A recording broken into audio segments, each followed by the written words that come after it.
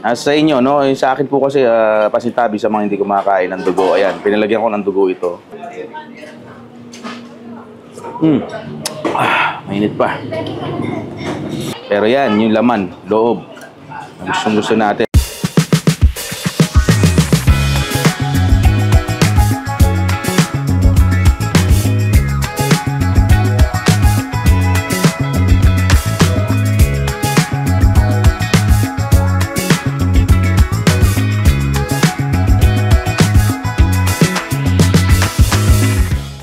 Ako si Joel Tapalya, may-ari ng Katanos Gotong Batangas. Kailan nyo inumpisahan ang Katanos Gotong Batangas? Since 2011 pa, sir. Dati, sir, mami ang tinda namin. Namatay ang tatay ko. Iniba naman namin ngayon. Ginawa namin Gotong Batangas kasi medyo humina. Kaya naano kami nung pares. Kaya tinasting namin itong Gotong Batangas. Ay, awa naman ng Diyos, nag-click naman. Yung Katanos, kanino nang galing pangalan?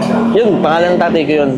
Parang tribute ko sa tatay ko. Nung una ba na nagpalit kayo ng paninda na from mami, ginawa niyong Gotong Batangas, malakas ba agad ang tanggap Hindi naman, hindi, sir. Parang ano lang din.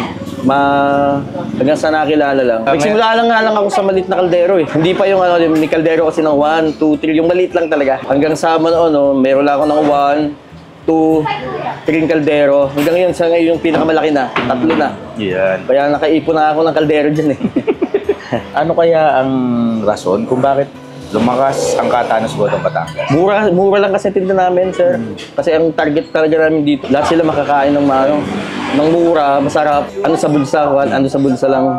Affordable, no? Affordable lang, sir. Paano niyo muna natutunan yung pagluluto ng Gotong Batangas? Sa tatay ko din, pag nagluluto ng mga pulutan, mga gano'n, kaya tinaray namin. Nung dumami na yung nung pares, yung mga nakakart na pares, dumami yun eh. Nung una naman, hindi pa nagpe-pandemic eh, parang kukunti pa lang naman ng titinda nito eh, kaya nag-click ngayon eh. Kagaya nung pagkatapos ng pandemic, marami na ng negosyo. Buti nakauna kami.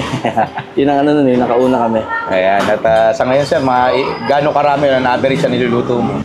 Sa ngayon na, mga Monday to Friday, mga 100 kilo. Tapos pag mga Sabado, Linggo, mga 120 hanggang 130. Hindi na kasi kaya ng kaldero, hindi na malagyan. Sa mga gusto pumunta rito sir, paano kanila mapibisita? Pasyal lang po kayo rito sa Barangay Bagong Bayan, sa Paguita Street. Anong oras ka nagbubukas sir? 6 a.m. hanggang 1 p.m. Everyday sir, wala kaming rest day, dire-diretso. Nakita namin doon sa paghihiwa mo nitong Gotong Batangas, mga laman loob, no? Hindi ka nagamit ng kutsilyo. Hindi sir, kaya yun ang ginagamit namin para alam namin malambot na. Kasi pag kutsilyo minsan matigas pa eh.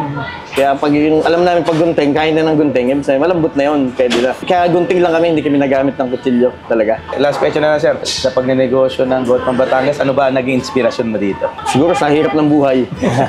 Kailangan ni tiyaga talaga. Ayos, Sir Joel, maraming salamat. Thank you po, thank you. Mananatin sa ng Gotong Batangas. Thank you po. Yun, no? Ay, Katanos sa Gotong Batangas dito sa San Pablo City. Kasama natin si Ate Ninya. At order na tayo. Ate, anong meron dito na pwedeng orderin? Sir, meron po kaming small, 45 po. Medium is 55. Large po ay 60. May rice din po kami, 12 pesos po, at saka po soft drinks. At nakita ko may mga extra ka pa rito. Yes, sir. Egg po. Tapos po, if gusto niyo po mag-rice, meron din po kaming rice, 12 pesos. Para saan yung chicharon, te?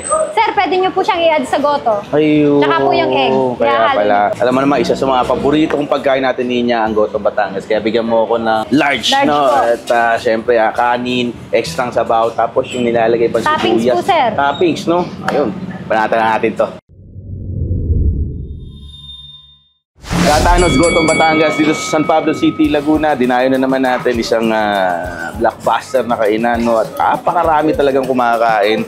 Di mo magkandaw-gaga yung tao dito. Yung nagsiserve, dire-diretso, tad-tad, lagay sa tasa. Antakin mo ba naman? 60 pesos.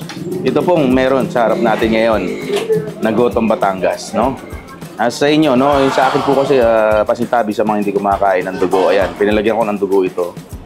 Pero yan, yung laman, loob. Gusto natin. Pero, syempre disclaimer lang po, take note. Ingat-ingat din sa pagkain nito dahil nakakataas ng presyon, no? At yung gout, yan. Yari tayo, laman loob po ito. Pero sige, let's go. Mainit pa.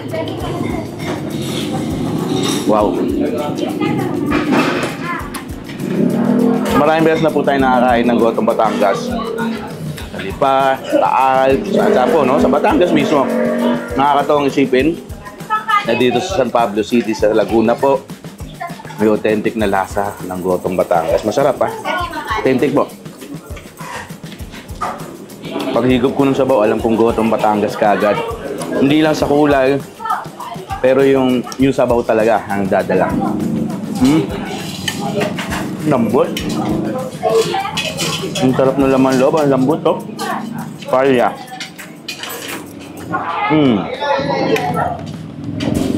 Double check agad to. Pwede yung partneran ng napakalalaking monay buns at kanin, no? This time around, kanin muna tayo. Bibigay sila ng libreng ganyang karaming sibuyas, may garlic, may dahon ng sibuyas, no?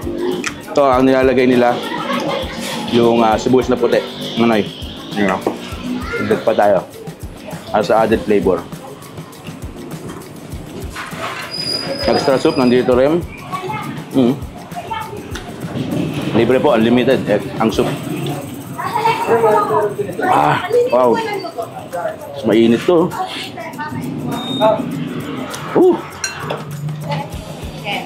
Grabe. Nakakagising ng diwa. Masarap yung sabaw. Ganda nung linamnam niya, mga kakay.